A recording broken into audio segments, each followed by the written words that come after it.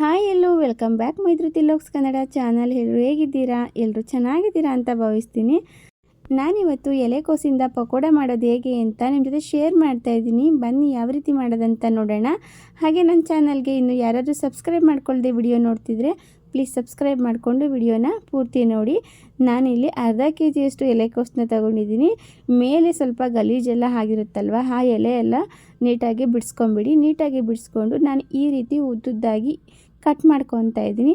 ಆದಷ್ಟು ನಿಮಗೆ ಎಷ್ಟು ಚಿಕ್ಕದಾಗಿ ಕಟ್ ಮಾಡ್ಕೊಳಕ್ಕಾಗುತ್ತೋ ಅಷ್ಟು ಚಿಕ್ಕದಾಗಿ ಕಟ್ ಮಾಡ್ಕೊಳ್ಳಿ. ಅಂದರೆ ಉದ್ದುದ್ದಾಗೆ ಇರಲಿ. ಉದ್ದುದ್ದಾಗಿ ಕಟ್ ಮಾಡಿಕೊಂಡ್ರೆ ಪಕೋಡ ಚೆನ್ನಾಗಿ ಬರುತ್ತೆ. ಒಂಥರ ಈರುಳ್ಳಿ ರೀತಿ ನಾವು ಚಿಕ್ಕದಾಗಿ ಪಲ್ಯಕ್ಕೆಲ್ಲ ಕಟ್ ಮಾಡ್ತೀವಲ್ಲ, ಆ ರೀತಿ ಕಟ್ ಮಾಡಿಕೊಂಡ್ರೆ ಅಷ್ಟು ಚೆನ್ನಾಗಿರೋದಿಲ್ಲ ಪಕೋಡಾಗೆ. ಈ ರೀತಿ ಉದ್ದುದ್ದಾಗೆ ನಾವು ಕಟ್ ಮಾಡ್ಕೋಬೇಕು. ನಾನಿಲ್ಲಿ ಎಲೆಕೋಸನ್ನ ಕಟ್ ಮಾಡಿಕೊಂಡು ಒಂದು ಬೌಲ್ಗೆ ಹಾಕ್ಕೊತಾ ಇದ್ದೀನಿ. ಹಾಗೆ ಒಂದು 4 ಹಸಿರು ಮೆಣಸಿನ್ಕಾಯಿ, ಸ್ವಲ್ಪ ಕರಿಬೇವಿನ ಸೊಪ್ಪನ್ನು ಕೂಡ ಕಟ್ ಮಾಡಿ ಸೇರಿಸ್ಕೊಂಡಿದ್ದೀನಿ, ಸ್ವಲ್ಪ ಕೊತ್ತಂಬರಿ ಸೊಪ್ಪು. ನಂತರ ನಾನಿಲ್ಲಿ ಕಡಲೆ ಹಿಟ್ಟನ್ನ ಸೇರಿಸ್ಕೊತಾ ಇದ್ದೀನಿ. ಕಡಲೆ ಹಿಟ್ಟನ್ನು ನೋಡಿಕೊಂಡು ಸೇರಿಸ್ಕೊಳ್ಳಿ. ಈಗ ಒಂದು ಅರ್ಧ ಬೌಲಷ್ಟು ಹಾಕ್ಕೊಳ್ಳಿ. ಅಳತೆನಲ್ಲಿ ಹಾಕ್ಕೊಳ್ಳೋದಾದರೆ ನಾವು ಕಲಿಸ್ಬೇಕಾದ್ರೆ ನಮಗೆ ಸ್ವಲ್ಪ ಅಂಟು ಥರ ಬರಬೇಕು. ನಾವು ಎಣ್ಣೆಗೆ ಹಾಕಿದ್ರೆ ಅದು ಬಿಟ್ಕೋಬಾರ್ದು. ಹಾಗಾಗಿ ಕಲಿಸ್ಬೇಕಾದ್ರೆ ನಿಮಗೆ ಸ್ವಲ್ಪ ಕಡಲೆ ಹಿಟ್ಟು ಬೇಕು ಅನಿಸಿದ್ರೆ ಹಾಕ್ಕೊಂಡು ಕಲಿಸ್ಕೊಂಡ್ರೆ ಆಗುತ್ತೆ. ಸ್ವಲ್ಪ ಕಮ್ಮಿನೇ ಹಾಕ್ಕೊಳ್ಳಿ.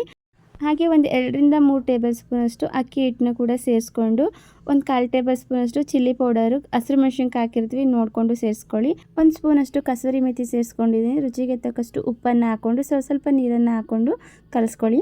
ಎಲೆಕೋಸಲ್ಲಿ ನೀರಿನ ಅಂಶ ಎಲ್ಲ ಇರುತ್ತೆ, ಸೊ ನೋಡಿಕೊಂಡು ನೀರನ್ನ ಹಾಕ್ಕೊಂಡು ಕಲಿಸ್ಕೊಳ್ಳಿ.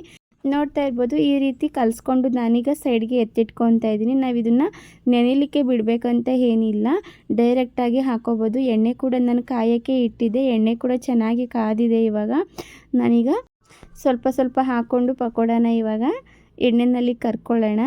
ನೋಡಿ, ಎಣ್ಣೆ ಚೆನ್ನಾಗಿ ಕಾದಿರಬೇಕು. ನಾವು ಹಾಕಿದ ತಕ್ಷಣ ಕೈ ಆಡಬಾರ್ದು. ನೀಟಾಗಿ ಅದೇ ಎಣ್ಣೆ ಬಿಟ್ಟು ಸ್ವಲ್ಪ ಮೇಲ್ಗಡೆ ಬರುತ್ತೆ, ಆವಾಗ ನಾವು ತಿರುಗಿಸಿ ಹಾಕ್ಕೊಂಡ್ರೆ ಈಸಿಯಾಗಿ ಬರುತ್ತೆ. ಹಾಗಾಗಿ ನೋಡಿ, ನಾನು ಮಧ್ಯದಲ್ಲಿ ಫಸ್ಟ್ ಹಾಕಿದ್ನಲ್ವ, ಅದೆಲ್ಲ ಇವಾಗ ತಿರ್ಗಿಸ್ಕೊಂಡು ಹಾಕ್ಕೊತಾ ಇದ್ದೀನಿ. ಇದಾಗಿದೆ. ಇವಾಗ ನೀಟಾಗಿ ನಿಮಗೆ ಗೊತ್ತಾಗುತ್ತೆ.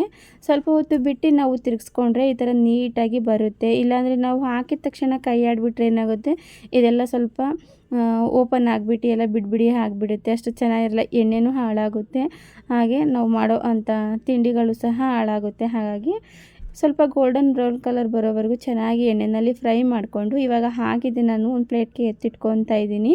ನೋಡಿ ಎಷ್ಟು ಚೆನ್ನಾಗಿ ಕಾಣಿಸ್ತಿದೆ. ಯೂಶ್ವಲಿ ನಾವು ಈರುಳ್ಳಿ ಪಕೋಡ ಮಾಡ್ತೀವಲ್ಲ, ಅದಕ್ಕಿಂತ ಸ್ವಲ್ಪ ಟೇಸ್ಟಿಯಾಗಿ ಚೆನ್ನಾಗೇ ಬರುತ್ತೆ. ಒಂದ್ಸಲ ನೀವು ಟ್ರೈ ಮಾಡಿ. ಹಾಗೆ ನಾನು 2ನೇ ಬ್ಯಾಚ್ ಕೂಡ ಹಾಕ್ಕೊಂಡು ಫ್ರೈ ಮಾಡ್ಕೊತಾ ಇದ್ದೀನಿ.